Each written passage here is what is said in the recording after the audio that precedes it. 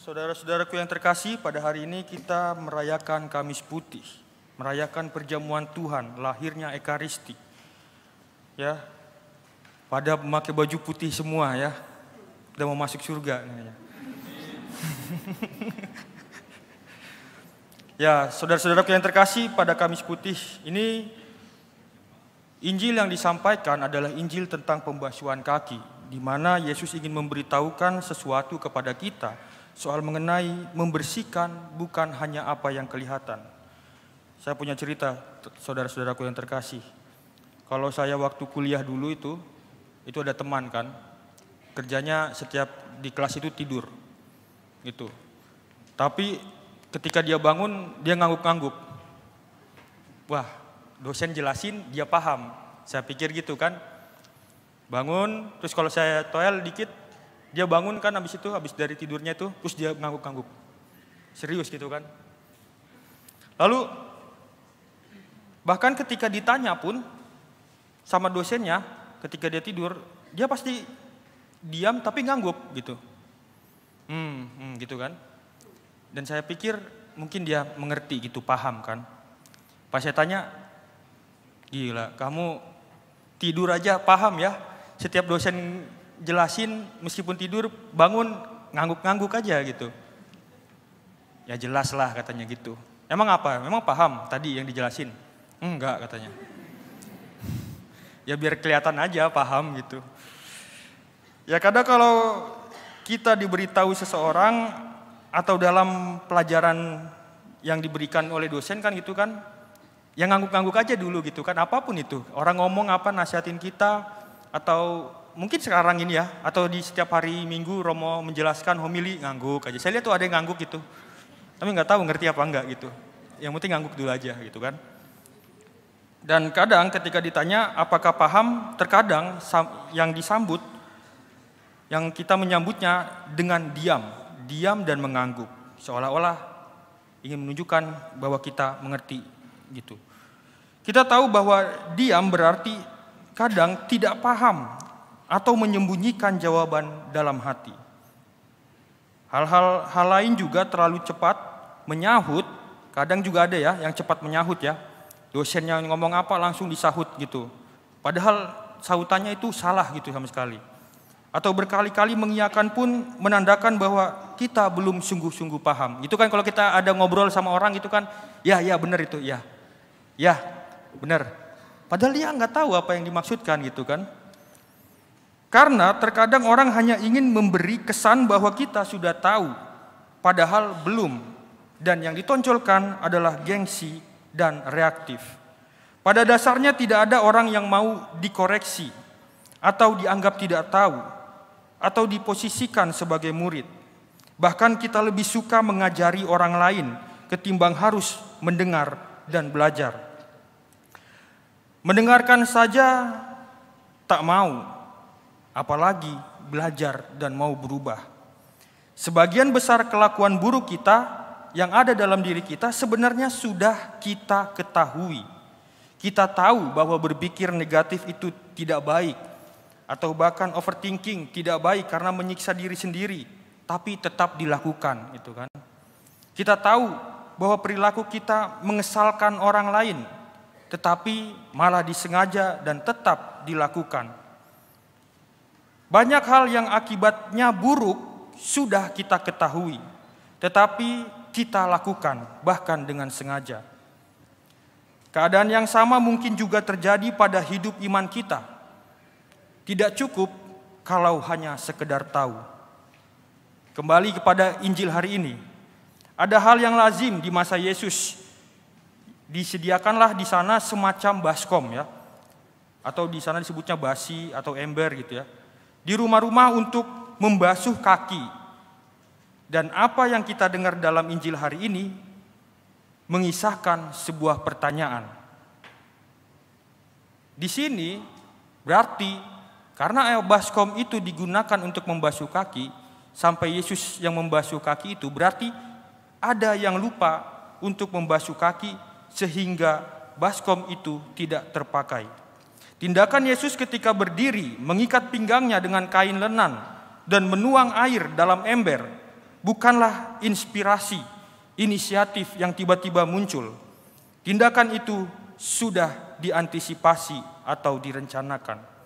Baskom yang dibiarkan tidak terpakai di sana mengandaikan ada yang meninggalkan tugasnya atau tidak mau menjalankannya. Tradisi itu tidak mungkin terlewatkan begitu saja di antara orang-orang Yahudi.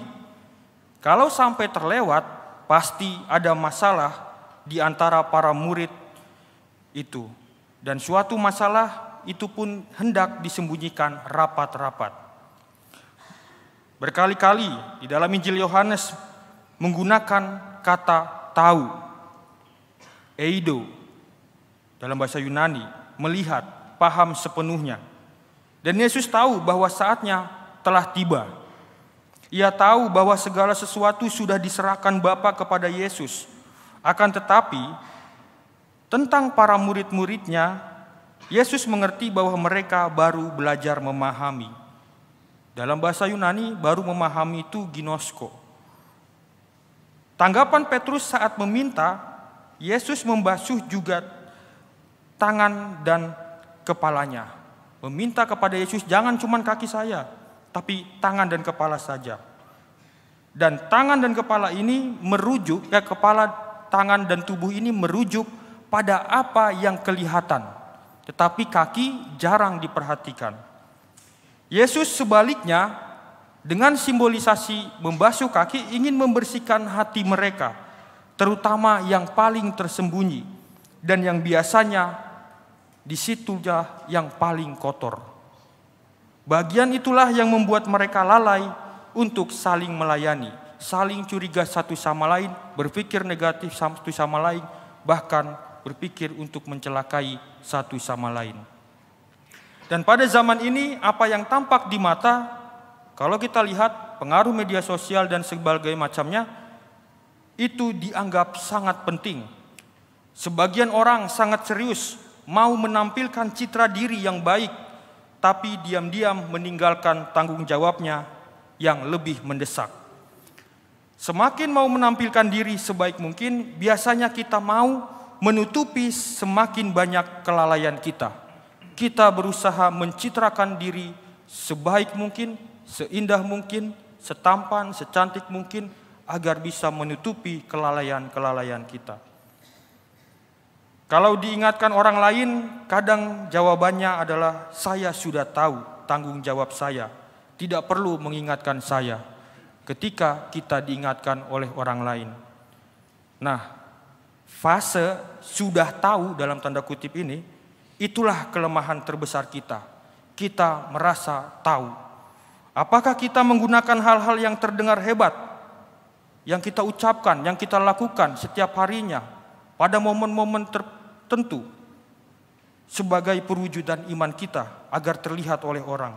Kenyataannya yang sering kita lakukan adalah apa yang kita mau, bukan apa yang Tuhan mau. Sedangkan apa yang penting dan kita sudah tahu, tanggung jawab kita justru tidak dialami dan dirasakan orang-orang yang membutuhkan kita, orang lain yang ada di sekitar kita. Saudara-saudaraku yang terkasih, marilah kita sadari, mungkin kita hampir selalu melakukan apa yang menurut kita hebat, apa yang menurut kita bisa memberikan pencitraan baik kepada orang-orang. Padahal tidak demikian bagi yang lain. Kita pikir banyak juga orang yang suka kepada diri kita dengan tindak laku kita. Padahal mungkin saja mereka kesal, bahkan kita sudah diingatkan berkali-kali. Tuhan memang perlu membersihkan hati kita dari arogansi, kesombongan seperti ini. Tapi mungkin akan banyak penolakan dari diri kita sendiri. Karena itu adalah zona nyaman kita. Dalam surat kepada jemaat di Korintus, Paulus mengenangkan perkataan Yesus. Ketika menetapkan Ekaristi, 2 kali perintah Yesus dicatatnya untuk menegaskan pentingnya tanggung jawab untuk menjalankan dan bukan hanya mengetahui. Ucapan Paulus di situ ingin menekankan pentingnya tanggung jawab untuk menjalankan dan bukan hanya mengetahui. Lakukanlah untuk mengenangkan daku. Peringatan akan daku, bukan hanya sekedar dulu Yesus pernah melakukan hal ini. Dulu Yesus pernah mempersembahkan dirinya.